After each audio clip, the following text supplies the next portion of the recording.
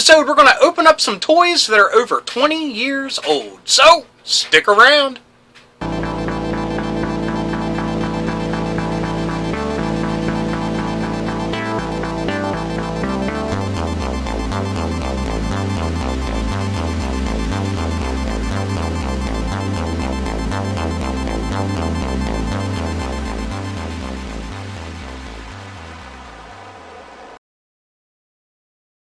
Hello everybody and welcome to It Came From My Side of the Laundry Room.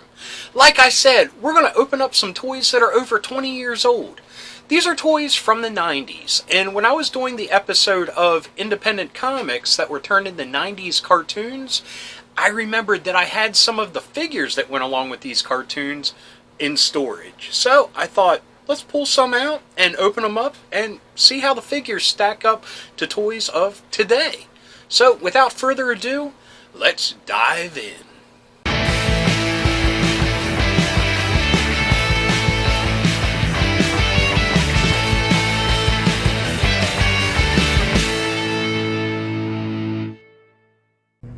Okay, like I explained the last toy video, my camera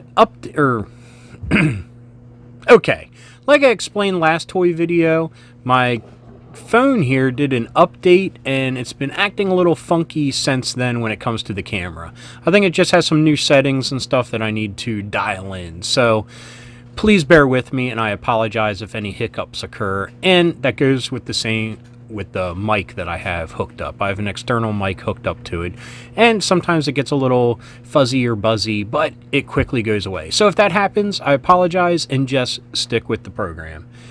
Anyway, like I said, doing that episode on independent comics that made 90s cartoons, I remembered that I had some action figures from those cartoons stored away. So I dug some of them out, and let's start with the first cartoon that I talked about, Wildcats.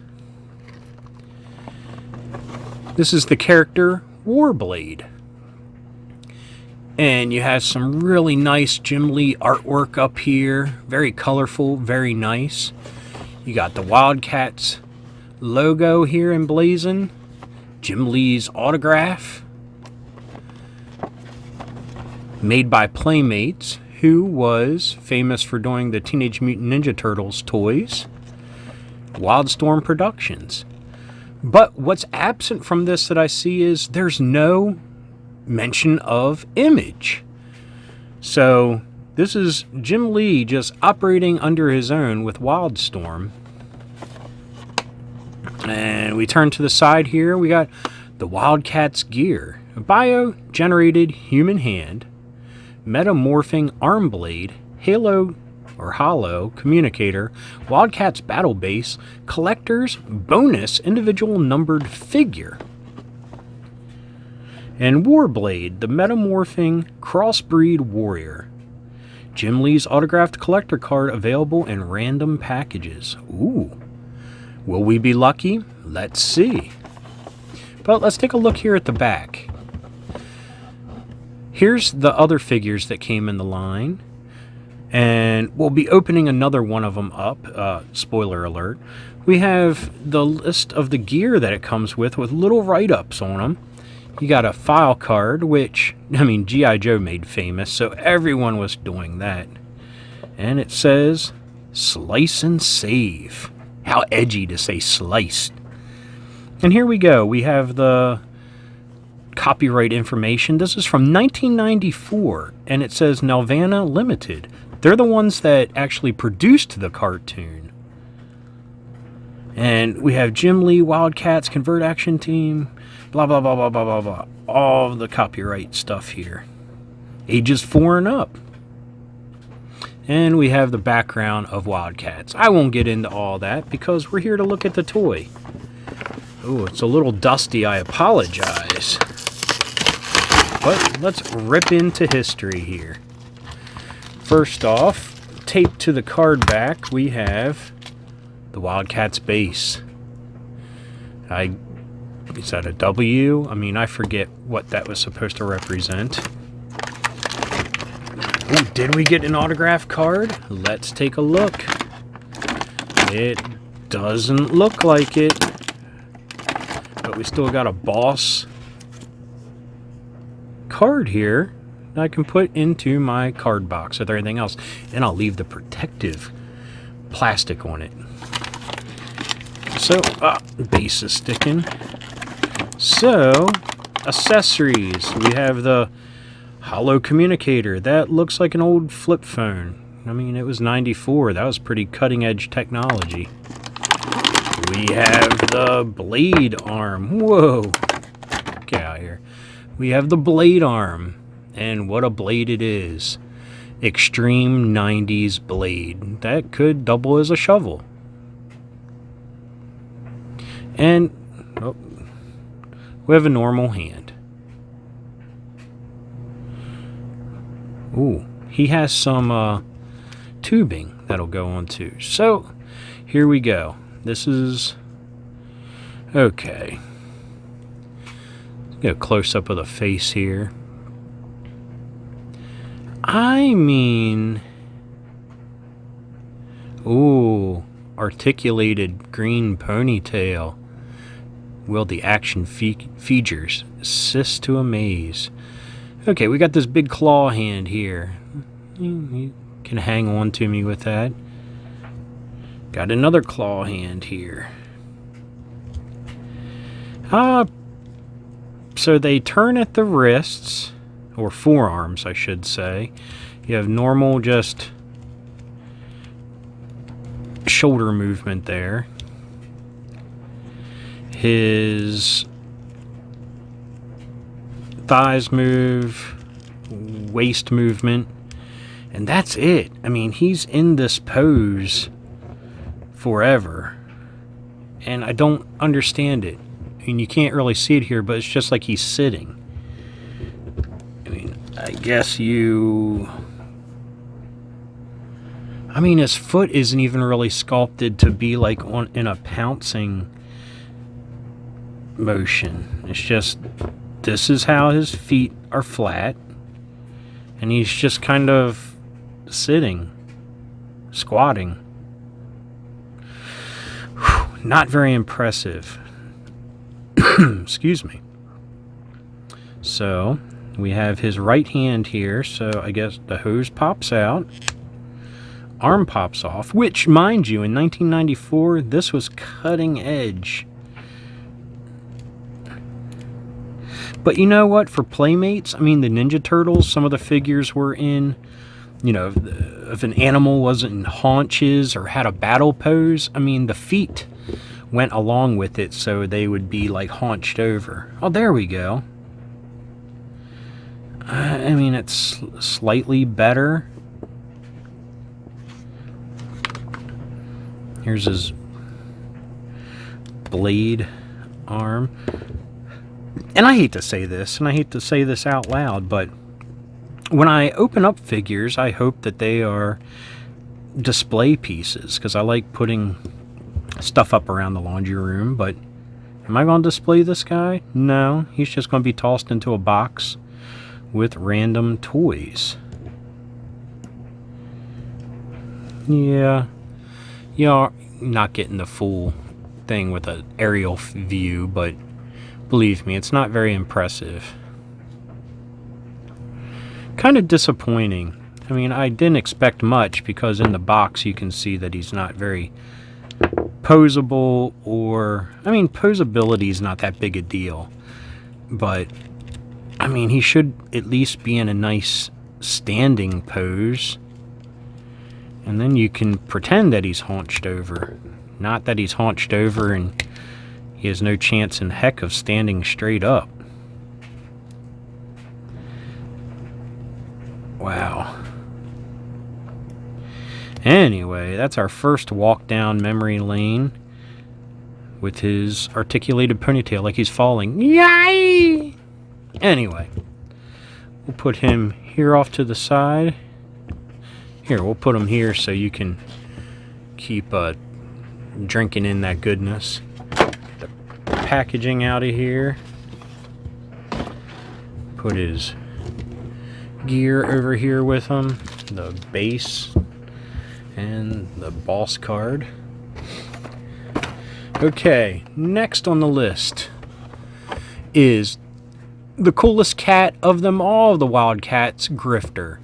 He was the guy that you really did like. I mean, did he have any powers? I can't remember, but he used guns. I mean, in the 90s, that was cool. I mean, this was the day and age where Punisher was appearing on the cover of almost any comic book from Marvel.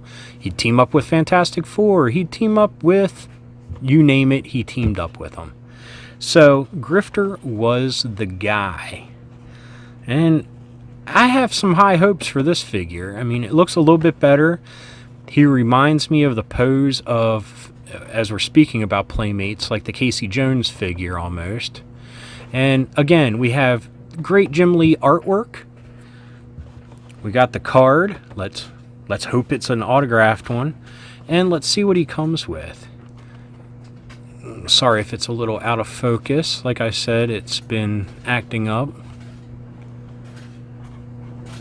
But I'll read it to you if you can't see it. Wildcats gear. He comes with a customized cherubim energy blaster, a high-powered stun bolt rifle, electro discharge pistol, halo communicator, so another flip phone, Wildcats battle base, and a collector's bonus individual numbered figure. Speaking of that, let's take a look. What number is this? What they mean by numbered figure?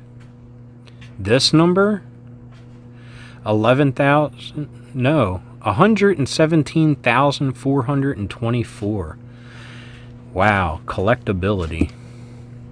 Sorry, I don't mean to poop on it, because I was excited to get these back in the day. I was excited enough that I kept them in their boxes, thinking they would put me through college one day. So, let's crack him open. Again, comes with a base. Throw that to the side.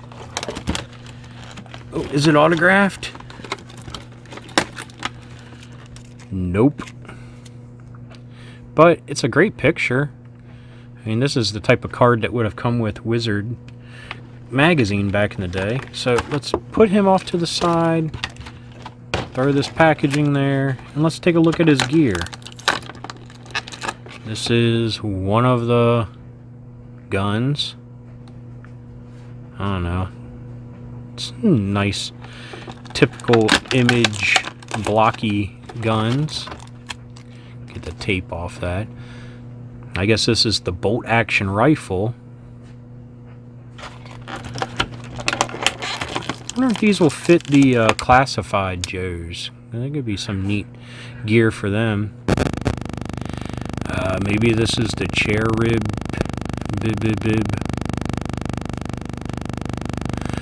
pistol,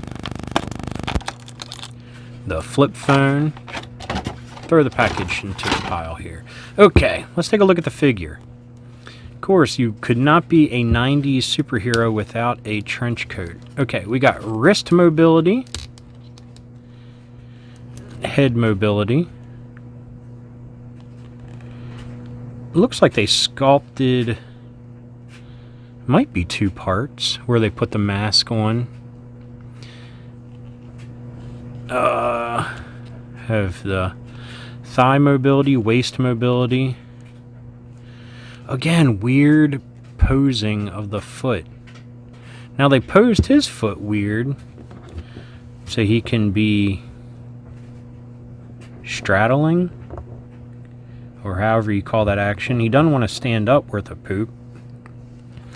Big trench coat, has the belt hanging off. Always remember that he had this type of gun. So put that there, put this other pistol here. Ooh. Whoa, sorry about that, folks.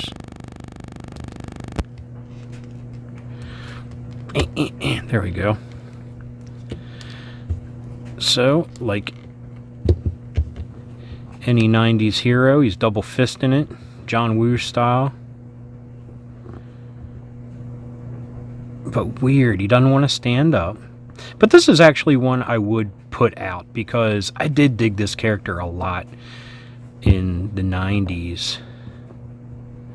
I mean, I graduated in 94, so that means something to me. But just him flat-footed, he can't do, which is what I would have wanted. I mean, that's going to take up a lot of shelf space just to have him straddling. And look, that's his... This is where he actually stands.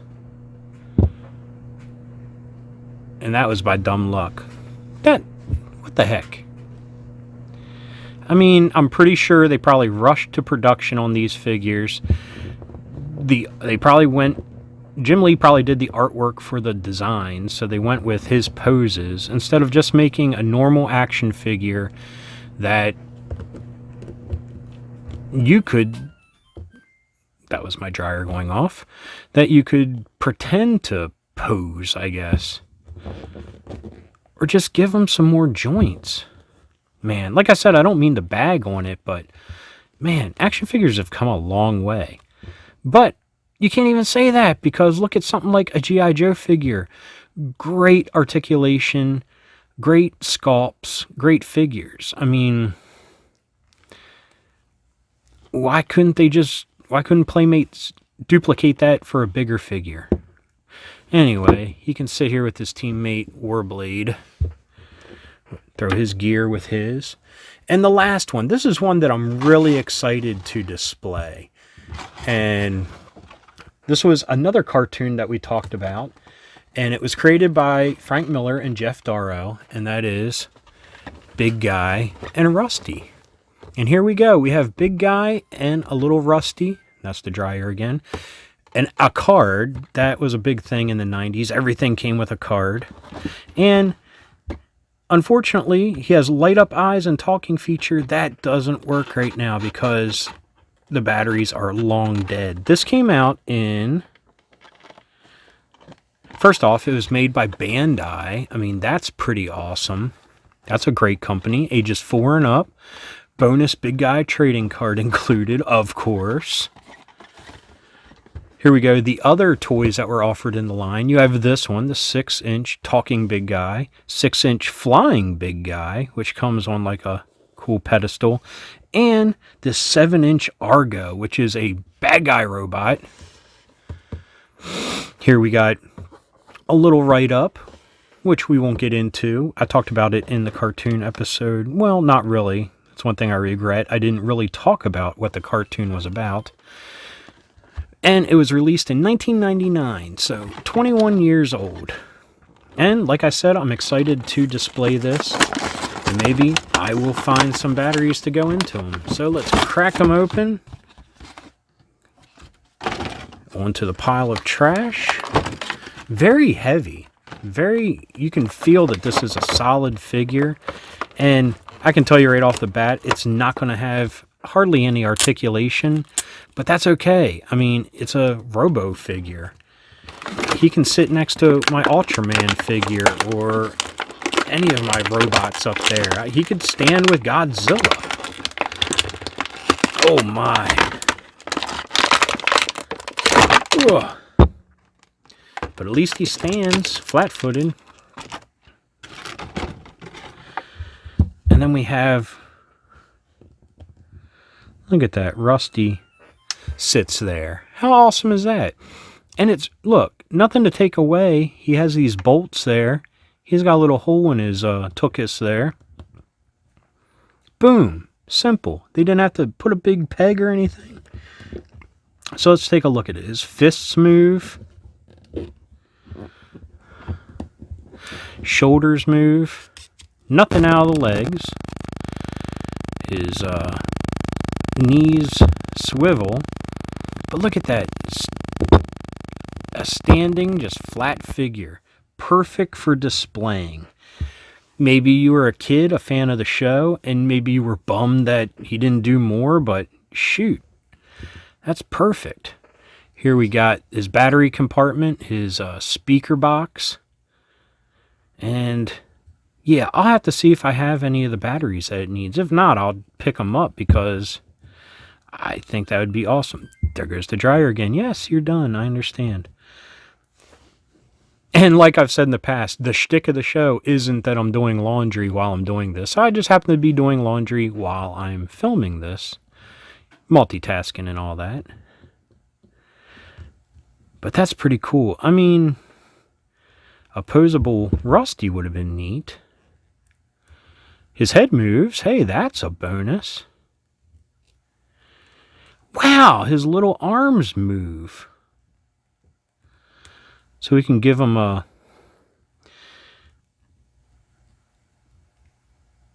He's given a cheering arm. Yeah! So he's like, come on, Rusty. Or come on, big guy. That's cool. Ah! So I'll hold him there so you can take it in. But out of all the figures, I was most excited about this one. And I will be displaying him. Probably with my Godzillas and such. Because it just fits perfectly. Oh, getting cut off there. Anyway, that's just a look at 3 90s action figures that are based on cartoons that are based on independent comic books. Whew, that's a mouthful. Anyway, back to me for the ending. I hope you enjoyed that look at toy history, cartoon history, 90s history. Like I said, I hope you enjoyed it. If you did, please give me a thumbs up. If you got something to say, please leave a comment. I love reading them, and I love getting back to everybody. And if you're new around here and you enjoyed this or any of the videos that YouTube is recommending down here, please hit subscribe. And if you hit that little bell icon, you'll be notified whenever there's a new episode. So, until next time, keep being rad and stay dorky.